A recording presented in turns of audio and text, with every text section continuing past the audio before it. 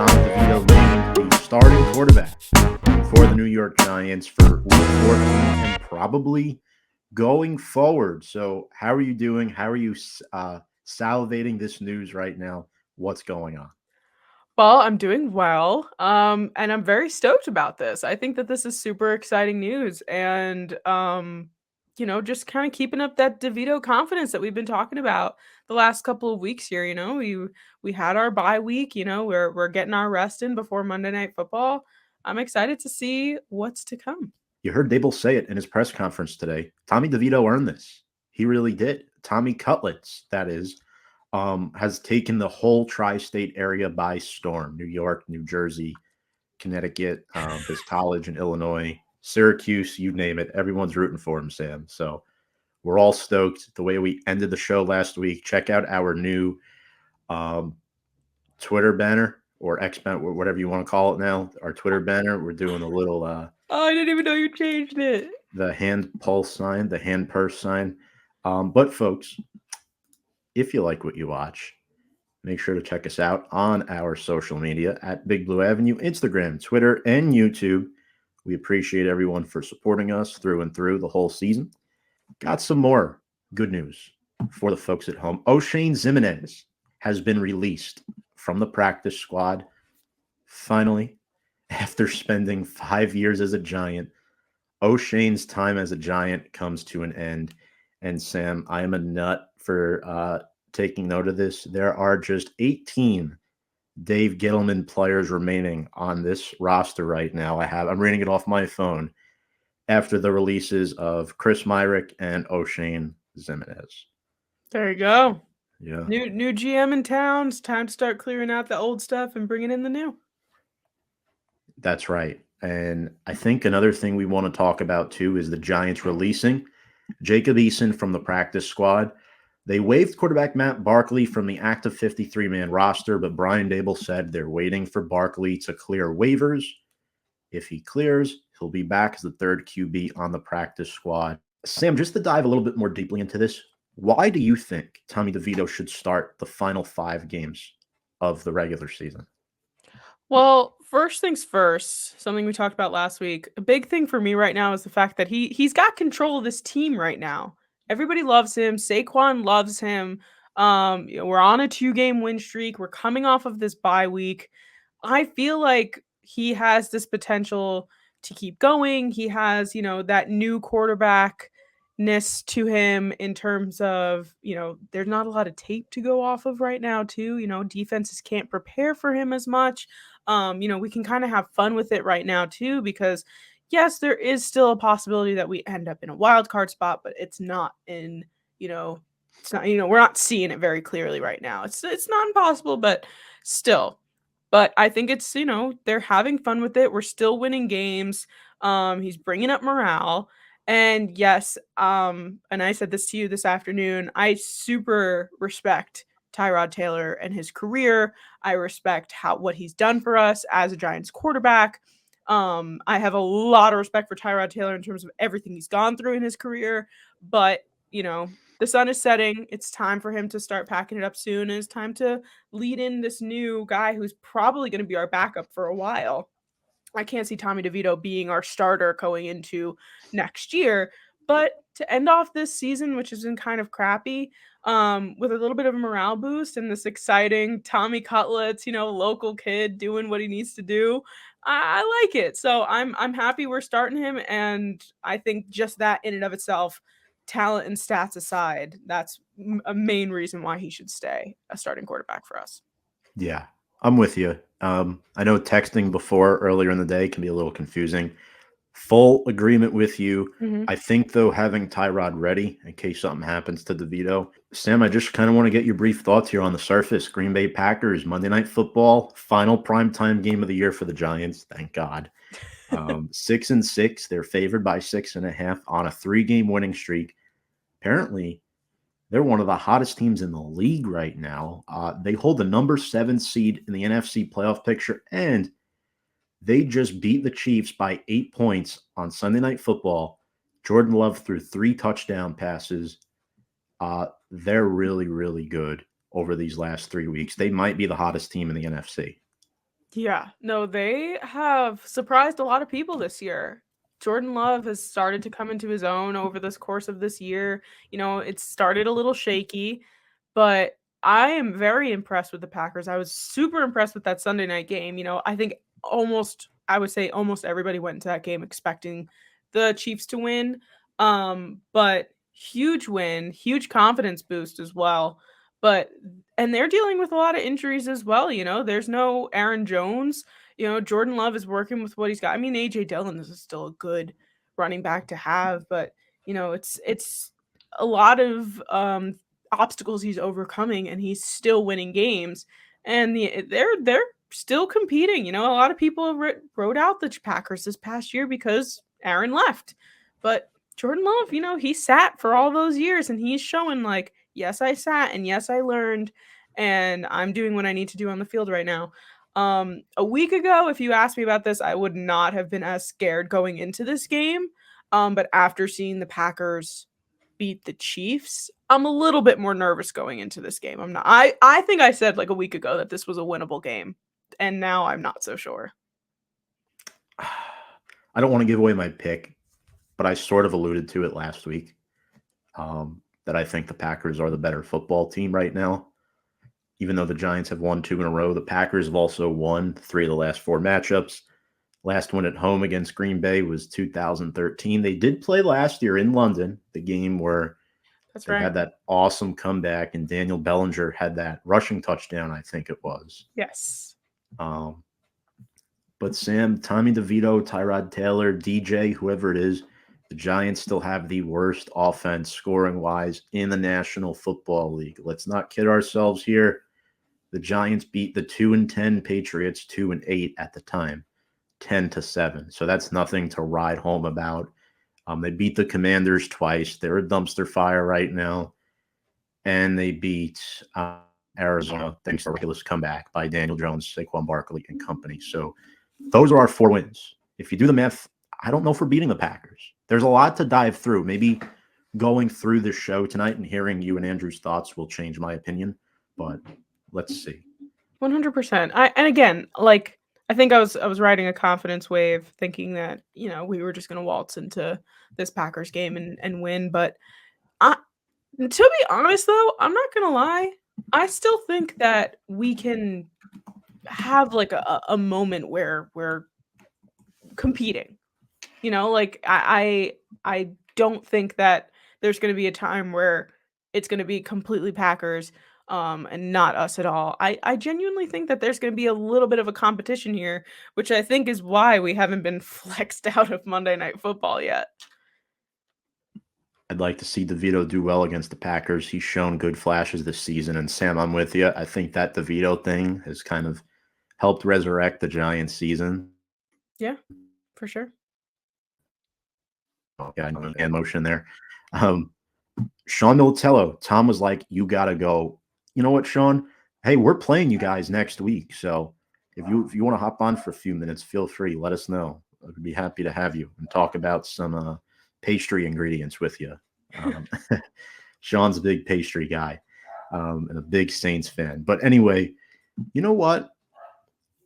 I think the Giants are going to keep it close this week, Sam. I think if we get pressure on Jordan Love, relying a lot on Kayvon Thibodeau, Azeez Ojulari finally being healthy, he needs to step it up a little bit. I mean, David Bakhtiari has not been healthy this year, so the Packers have really struggled, like us, mixing and matching with their offensive line. It's definitely better than ours, but I do think there are some holes there that Wink Martindale could potentially exploit. I mean, we've seen how far the defense has come along. I mean, Yes. look, there was no way a top draft pick with how well this defense is.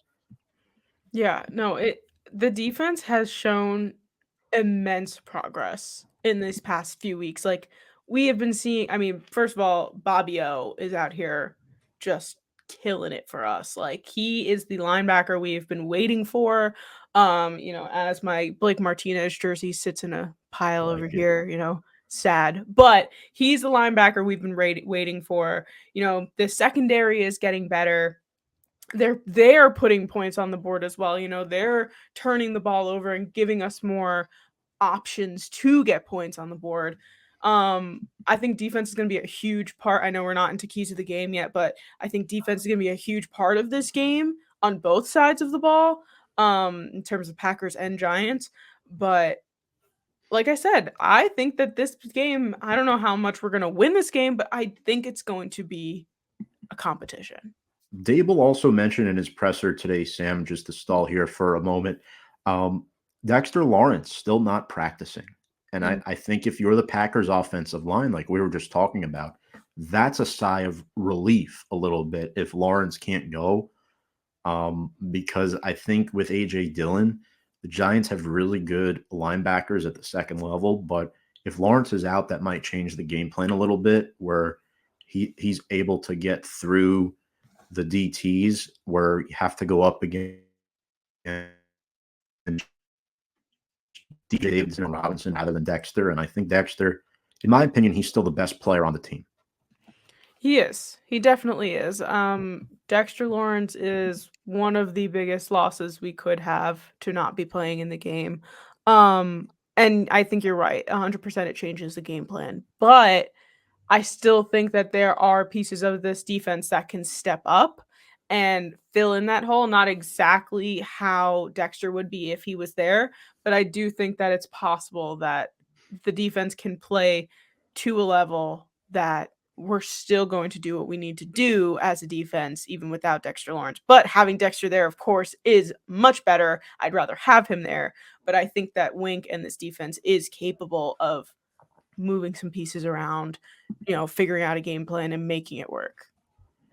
I agree. Dexter's an awesome player. He's definitely one of my players to watch. Folks, we do apologize. We'll get Andrew try to get try to log back in now. But yeah, I mean, the Packers have also seen their fair share of injuries this year. We saw Christian Watson get a little banged up in the Sunday night football game, hamstring issue. Their rookie tight end, Luke Musgrave, has an abdomen injury that's going to keep him out for a while. And Sam, their two starting corners, Jair Alexander and Eric Stokes. Both of those guys, I believe both former first-round picks. So that's definitely concerning if Green Bay doesn't have either of them. I don't know if you saw this on Sunday Night Football. Corey Ballantyne was starting for Green Bay.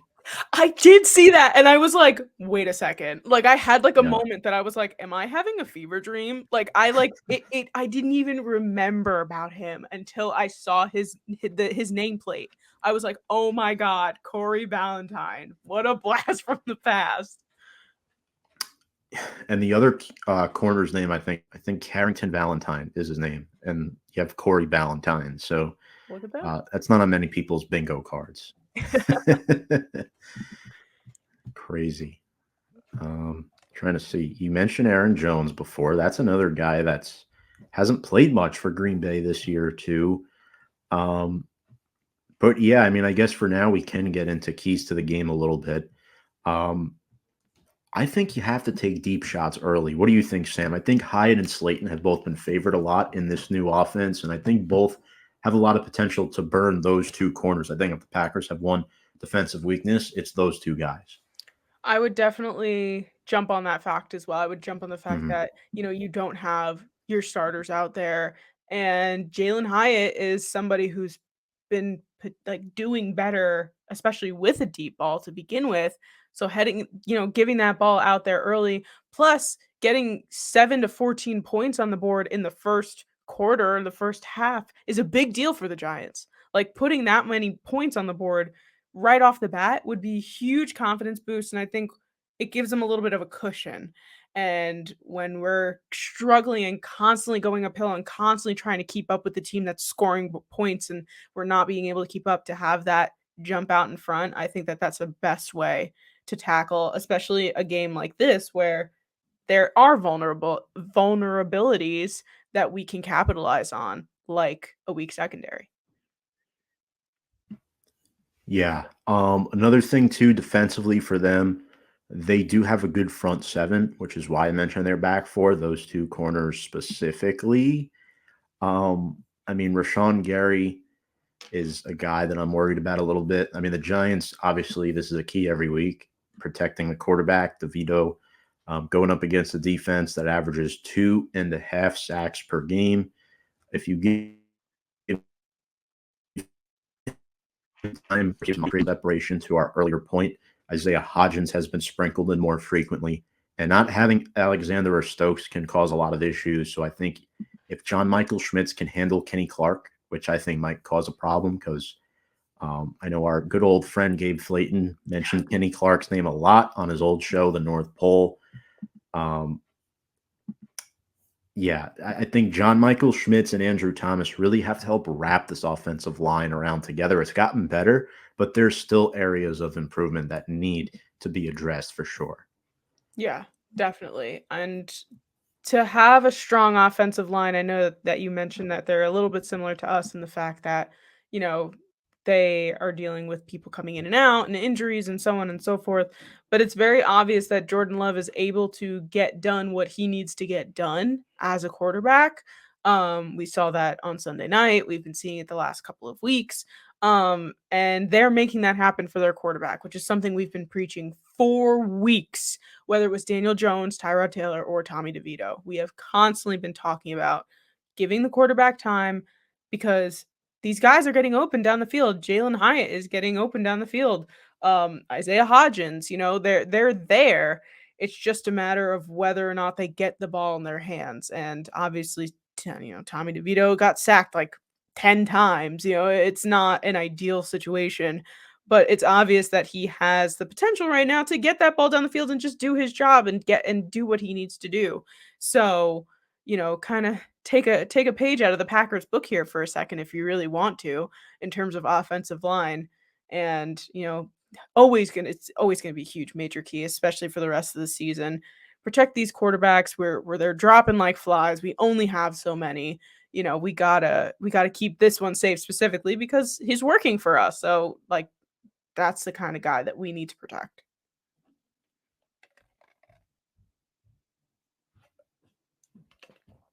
Shots now on this offense. So, in order for the Giants to have success, you have to account for guys on the back line for Green Bay, in the trenches specifically. Kenny Clark, who's been a great mentor to Devontae Wyatt, rookie DT out of Georgia. But Kenny Clark, 4.5 sacks on the season. Rashawn Gary's another guy that I really like too. Sam for Green Bay, he's been very impressive. 9 sacks and 2 forced fumbles. And Preston Smith, that whole front four with Wyatt, Clark, Gary, and Smith, that really does scare me a lot because Preston Smith has been there forever. Yep. You got 2 rookies in Carl Brooks and first-round pick Lucas Van Ness, who doesn't even start. Like their front line is good for like the next 5 years at least. That's really in my opinion, the strongest area of their team. Mm-hmm. Yeah, definitely. Rashawn Gary, I remember when he got drafted by the Packers and I was rooting for him so hard. Like he was one of those stories that we were paying attention to and he had this really incredible, draft journey. I remember him crying on the phone when he got the call and he has always been consistent for this Packers, and I think he's only gotten better. So he's definitely a huge player to watch, and I'm glad that we're bringing him up because I feel like people don't talk about him as much as they should be because he's an excellent player. And in terms of maybe some underrated people on this team, or maybe not underrated, but people to definitely look out for. Romeo Doubs is somebody who's always, always open for Jordan Love. And people will think Christian Watson first, I think, a lot of the time, Mm-hmm. but Romeo is always there. Like that's his guy. So definitely someone to double coverage, perhaps. Keep an eye on. Make sure he doesn't get the ball deep down the field because he's going to be a huge threat. Yeah. Romeo Doubs leads them in touchdowns this year. That's a great pick. He also has at least 30 yards in each of his last 5 games receiving. I like Jordan Love too. Jordan Love has near identical stats to Jalen Hurts. He really is that good this year. Yes, he's thrown 10 interceptions, but in his last 3 games, Sam, and for the folks watching, um, he has thrown 8 touchdowns and no interceptions. He has 4 3-touchdown pass games this season. I mean, Sam, the guy is turnover free, and I think a lot of that is due to himself playing better because his receivers all that they're developing and getting better. But Jordan Love has taken on a lot of the criticism, but now that they're doing well, he's taking on all the praise, right? I mean, the quarterback position, that's how it is. And I think Jordan Love should be getting more talk around the league and for what he's done this season and what he's done to turn around Green Bay for sure. That's one guy on Green Bay that I'm looking at offensively. Yeah, definitely. As someone who just faced him in fantasy last week, he had, he's very, very good. I did still win this week in that league, so I'll just go out and say that. But I was a little nervous because he was putting up major points. So yeah, I'm very impressed with Jordan Love. Again, like his season started a little shaky and people were, constantly doubting him and comparing him to Aaron Rodgers and who he could be. But hey, we got Andrew. How you doing, everyone? My bad for the technical difficulties. I gotta work with what I got here. It's all good. It happens. All good. We'll keep you posted. Sam, why don't you finish your point on Jordan Love and the Packers there, and then we will get to the Packers fan himself, Andrew Scarpaci. I was just going to finish up saying, he was constantly getting compared to guys and is, starting off his career and, he's been sitting for a while. So I'm just saying I'm happy to see him thriving in the way that he is. I don't want him to thrive on Monday Night Football, but in the rest of his career, I'm very impressed with the way that he's been playing because again, he's been dealing, it's not like a Brock Purdy situation where he's given this insane offense where it's like you could be anybody really to play on this 49ers team, but he's given what he's given and he's working with what he's got. And I think that he's doing a really good job. No, absolutely. Very high on your quarterback, Andrew. And let's start you specifically. What has gone differently over the last few weeks for Green Bay? I know a lot of the games have been close this year, but what have you liked? 3 wins in a row. You're getting a lot of positive talk now and beat around the team. What's going on up in Green Bay? Well, I think everyone is finally playing as one. This offensive grouping that all year long it's been inconsistent. Jordan Love's play is a little bit inconsistent. They finally have a crew of receivers where everyone's doing their job. Everyone has their effective routes. And I don't even want to say it yet because I know what everyone's going to say, but that Aaron Rodgers magic in years that we used to feel just he throws prayers up somehow, some ways, someone comes down with it. That's what we're seeing. I'm not saying Jordan Love is playing like Aaron Rodgers, but the other night, the 4th and inches, throw to Dobbs, 30 yards down the field, the touchdown a couple plays later to Watson. These are just plays that anybody else watching, I watch a lot of Jet games, Zach Wilson throws something up, it's just, oh no. But when Aaron Rodgers did it, it's like, this is going to work. Something magical is going to happen here. And that's what it feels like right now. Jordan Love is just getting that luck. I don't even want to call it luck, but he's just doing everything right in those situations to make it look like someone is doing something spectacular. Matt LaFleur, what a stat we have here. Undefeated in the month of December as the Packers head coach. So I'm kind of curious, you as a fan going into this game, do you think that the Packers can continue to run this December table, or do you think that's going to end at some point? No, I do think so. If you asked me even the week prior, I would have said, okay, we can afford a loss to the Chiefs if we win out. And as a Packers fan, that's what I was hoping for. I thought they had a chance to beat the Chiefs. I wanted to believe so. But as soon as that game started, it looked like we had a shot and it did the rest of the way. We'll break down that game a little bit more. But I think if we can beat the Chiefs, we can beat anybody. That's my opinion at this point. Because coming into the season, I thought the Chiefs were the best team in football and we're going to repeat as Super Bowl champs. And I think if we beat them, we can definitely beat, I'm sorry to say it, but the Giants, the Bears, Carolina. The only team that worries me is the Vikings. Yes, they beat us once, but we can even afford to lose to them and still make the playoffs. But I think that Vikings game is going to really be our testament to what this team is about, because playing that Vikings game is going to feel like a playoff game, considering we already lost to them once, and they're right in front of us in the standings because of that head-to-head victory tiebreaker margin. So I think if we beat Minnesota, that sets the tone as not the lowest seed in the NFC, but a really good chance to really compete for one of those top wildcard spots, or even with Detroit. They don't really look that good as of late. But I think after beating the Chiefs, we can definitely win out. But the Vikings game is going to be that big one that I think is really going to be the test of really what this team is about. So let's just run through the schedule quick, right? You got Tampa Bay after us, and you got Carolina at Minnesota, home against the Bears. I'm going to be honest with you. I think you win out. And I'm not saying that just because you're on the show. I think the schedule really favors you. The NFC South is a joke. I think Baker has played a lot better this year. I think the Bucs might be your toughest matchup. Not named the Vikings left on the schedule. I think you take care of the Bears. I mean, you own the Bears. You struggle against Minnesota. You usually split them, though, and you've already lost, so you're due to beat them. And then there's Carolina.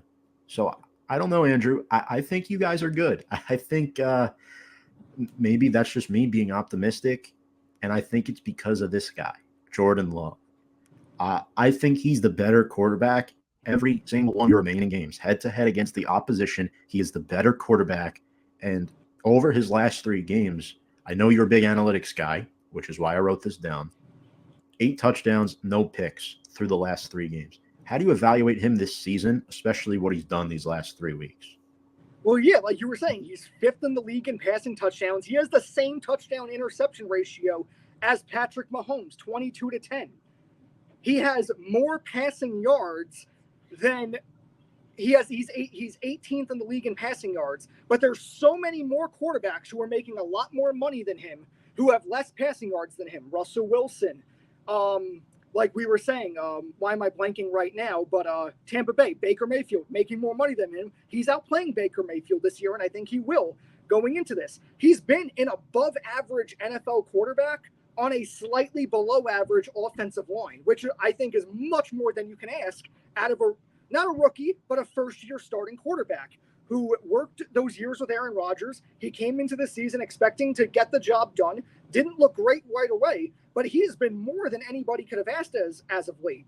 And I think with that offense, the reason it's going really well is because I know that in terms of the receiving core, everybody has been either in the NFL as long as him or less.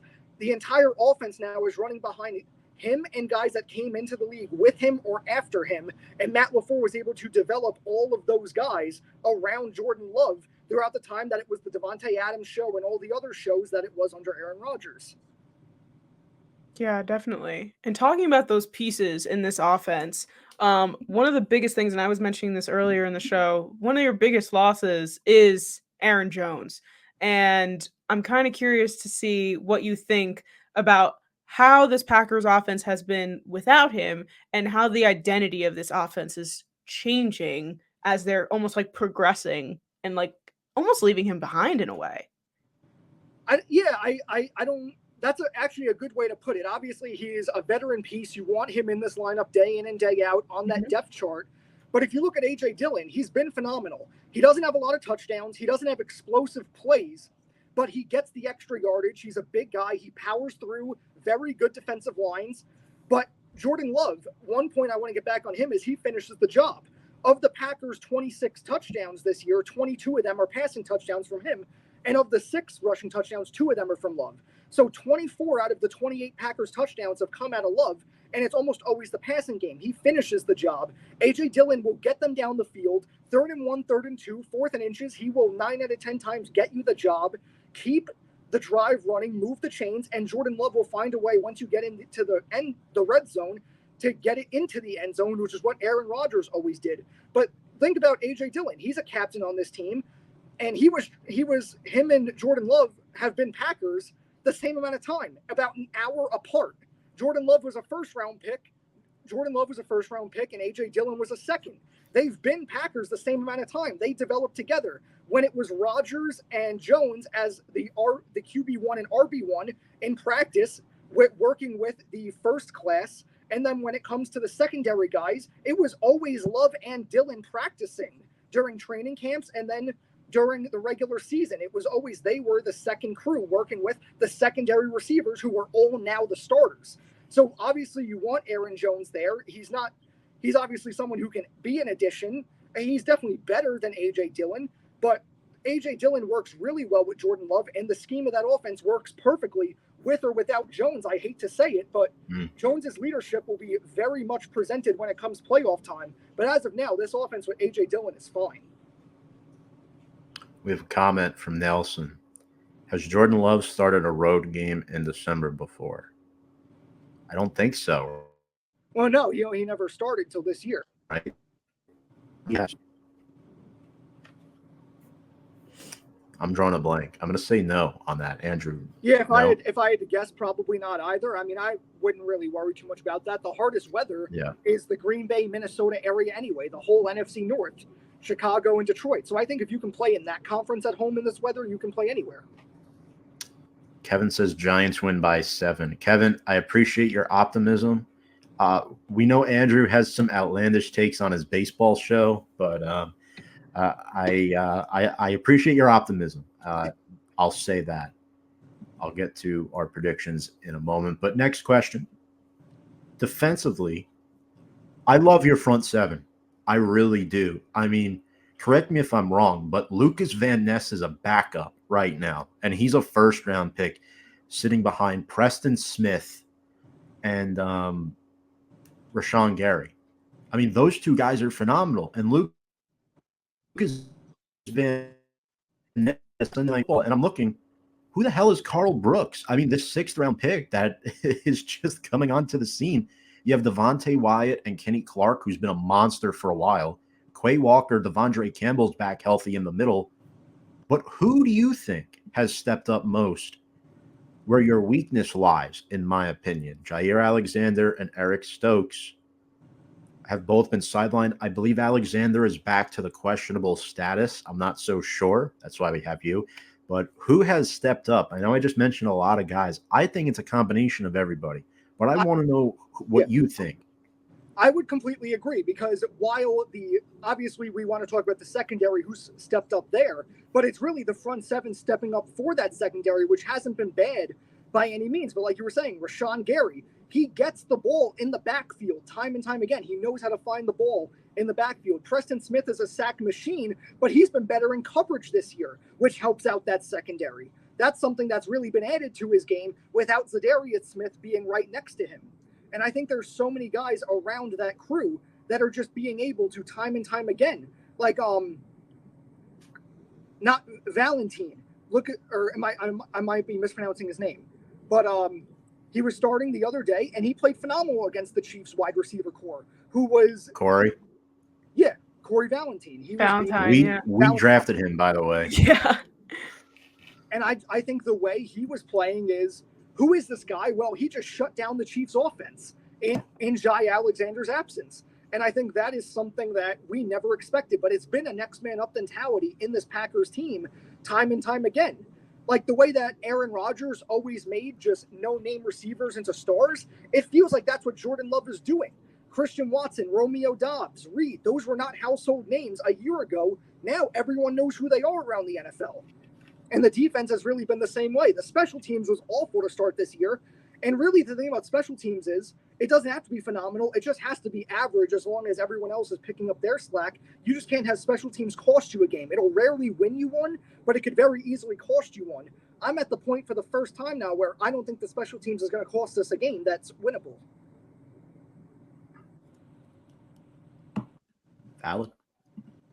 Sam, do you disagree at all? I mean, I think he hit it on the head. No, I mean, we were talking about Corey Valentine earlier because we were like so surprised to see him on the field. It was like having a fever dream. But yeah, I think that that's a huge step up. We were mentioning as a key to the game that us as the Giants should, jump on the fact that this is a bit of a vulnerable secondary without Alexander in there and so on and so forth.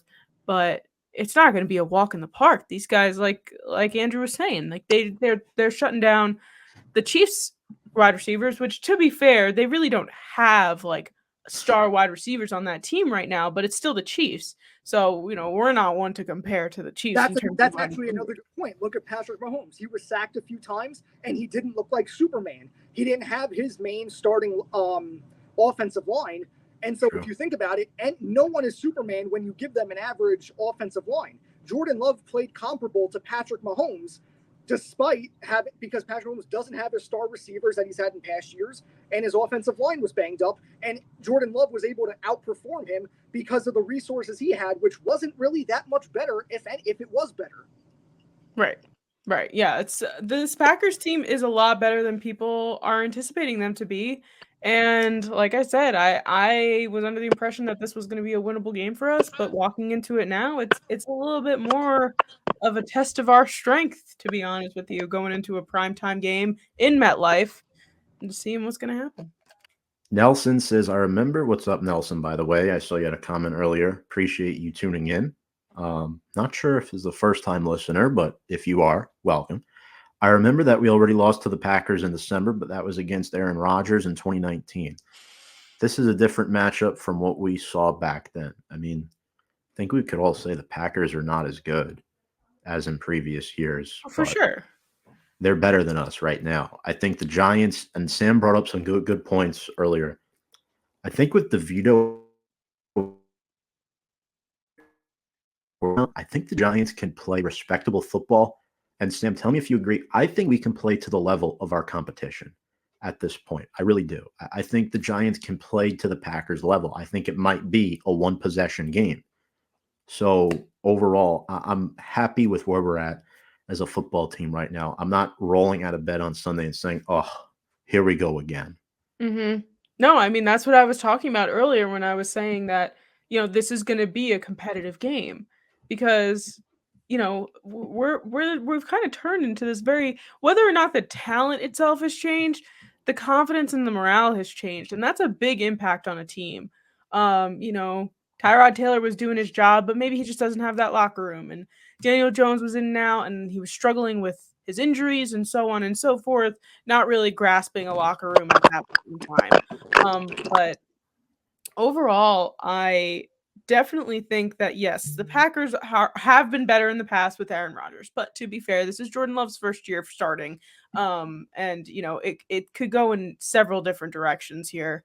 But the more that we've been talking about this game, the more excited I am to watch it because I do feel like this is quite up in the air. And I actually don't know what the line is on this game. I assume it's in the favor of the Packers despite being on the road.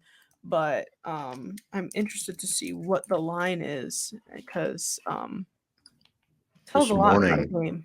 This morning it was 6.5. I don't know if that's it. I'd imagine it still is because it's only only a one-possession game.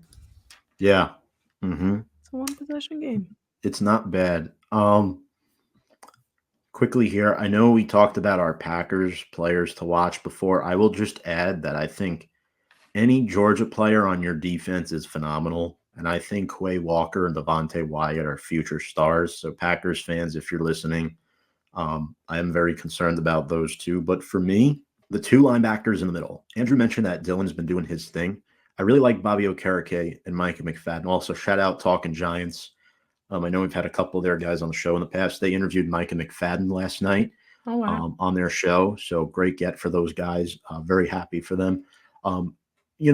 I just think that those two are so in sync with each other and the way they play, just flawlessly moving around the field. And, both of them they've played through injuries this year. I think McFadden missed one game. Bobby O's played in every game. And you could tell neither of those guys are 100%, but they're just tough dudes that just go out and they play. They don't complain.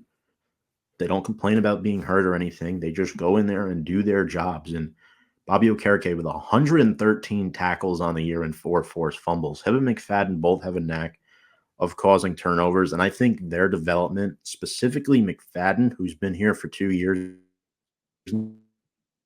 now, is why he needs to stay as the defensive coordinator in 2024. Yeah. No, I would think so. I would think so because of the way that the defense has improved over these years and over these weeks rather. Um, we were kind of in and out this entire season, it was kind of going back and forth, but the defense is something that has remained incredibly consistent these last few weeks. And we heavily rely on them to win games. It's like kind of scary how much we have to rely on our defense because sometimes we're relying on them to turn the ball over and score the points in order to get points on the board. So yeah, I don't see any big changes happening with this defense anytime soon. I'm with you. Sam, who are you watching though in this game? Giants wise, I gotta throw Tommy DeVito out there. I think we should all be watching Tommy DeVito. I think we all will be watching Tommy DeVito. Just to see what it's like coming off of a bye week. He had 2 wins under his belt going into the bye. It's a great way to go into a bye week, but it was the Commanders and it was the Patriots. This is not high level competition. But to say that you have a win under your belt from Bill Belichick is a nice thing to have on your resume. But nonetheless, Tommy DeVito is going to be a big guy to watch. And I'm just going to say the offensive line as a whole. Just to say, if Tommy DeVito isn't sacked 10 times, isn't on the floor, is given the time to throw the ball, like I've said so many times this year, I see us having a little bit more of a field day. I see Tommy DeVito hurling that ball up in the air like a chicken parm vodka sauce sandwich and just hoping it lands in the end zone. So I'd say he's going to be one of my main guys and the offensive line as a whole. Yeah, I love Tommy DeVito. I think Saquon too is another guy that really needs to be highlighted. Andrew, who would you steal from the Giants? Who's one player that you really wish you would have on the Green Bay Packers? I have to throw this one at you a little bit. And who are you keeping an eye on Sunday? I would probably have to go with Thibodeau. The defensive line, obviously Kenny Clark is strong. The defensive line is good, but Thibodeau as an addition would be an incredible addition to an already decently strong defensive front. And I think he would be the most powerful addition. Or even Darren Waller. I mean, Kraft isn't bad. We don't use a lot of tight end offense. We never really did under Rodgers. We did a couple years depending on who the tight ends were. I don't think Kraft is going to be a big addition in this upcoming game against the Giants, but I would have to say that I would believe Darren Waller as our tight end and Thibodeau would be the 2 best players that we could probably add. Mike DeSantos says, "Go Giants." What's up, Mike? Make sure it's 8:30 p.m. here on the Review and Preview Sports Network. Appreciate it, Mike, as always. Now, for me, I think one more guy that I want to keep an eye on too. I know Sam mentioned Romeo Doubs earlier. I also think Jaden Reed, second-round pick, is a guy that's been phenomenal for them. I don't know, Sam, if you have anything to add on him, but he has 5 or more targets in each of the last 4 games. He's kind of that third receiver that nobody talks about. Yeah. No, he literally is. He is a guy that is kind of under the radar a little bit. Nobody's really paying as much attention to him as they are Dobbs and Watson. But these guys are all threats, I think, in terms of the way Jordan Love is playing and his targets, because it really doesn't seem like it matters who he's throwing to. It's just a matter of him throwing the ball. So all of these guys are threats, but Reed is definitely somebody to keep your eye on because it could kind of sneak up on us and, we might find him in the end zone at some point.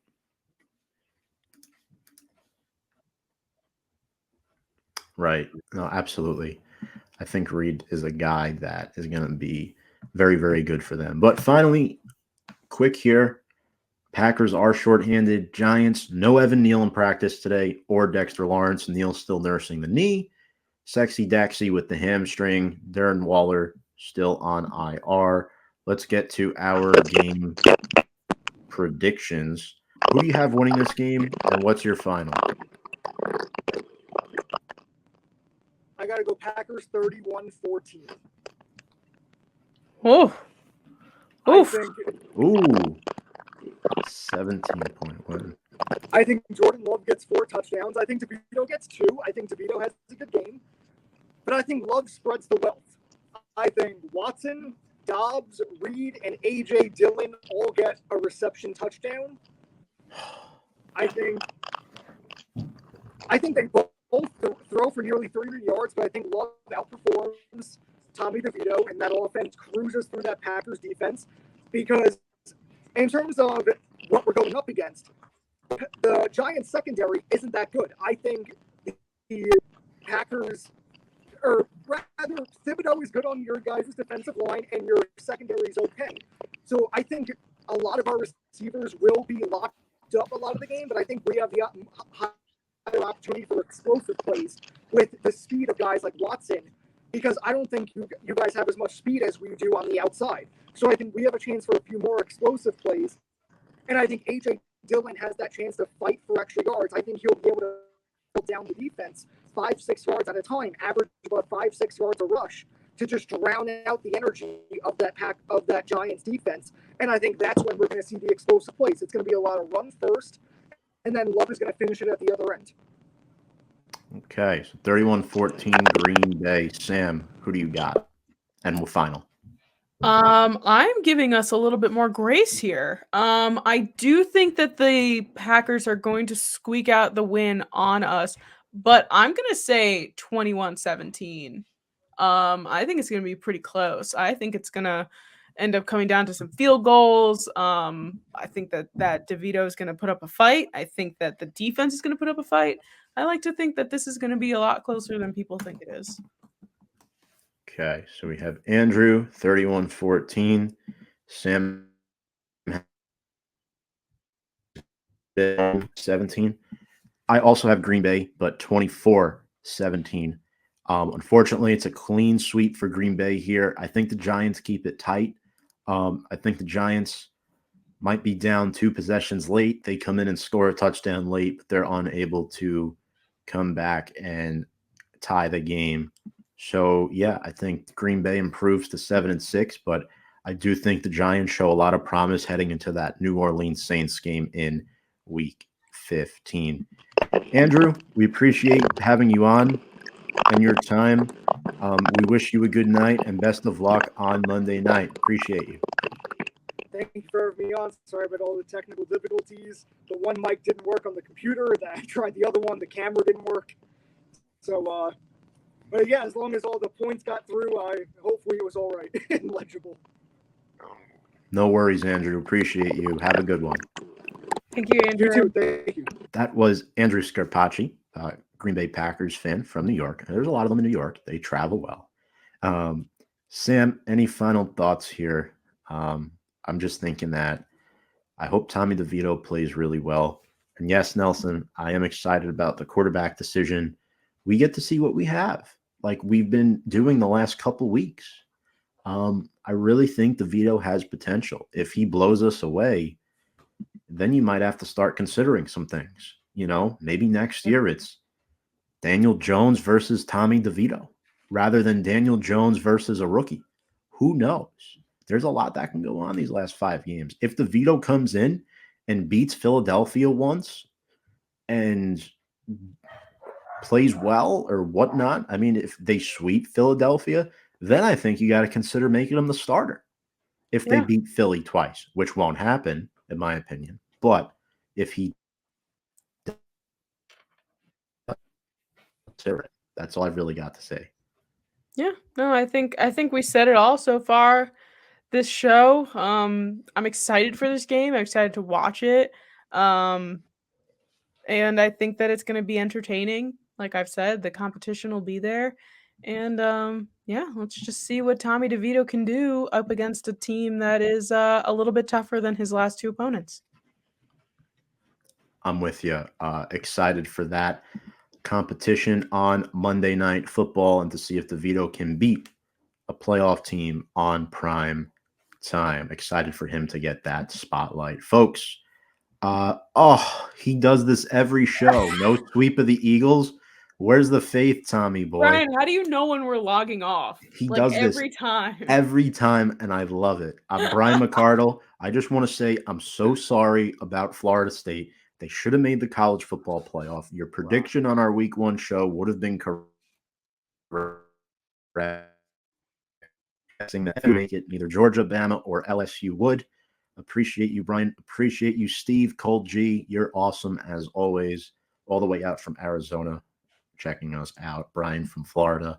Appreciate you all, folks. If you're tuned in, make sure Four Corners live at 8:30 p.m. on Review and Preview Sports. Sam Cardona, on behalf of her, I'm Tom Scavetta saying so long. Great show, Sam, as always. And without further ado, let's go Big Blue.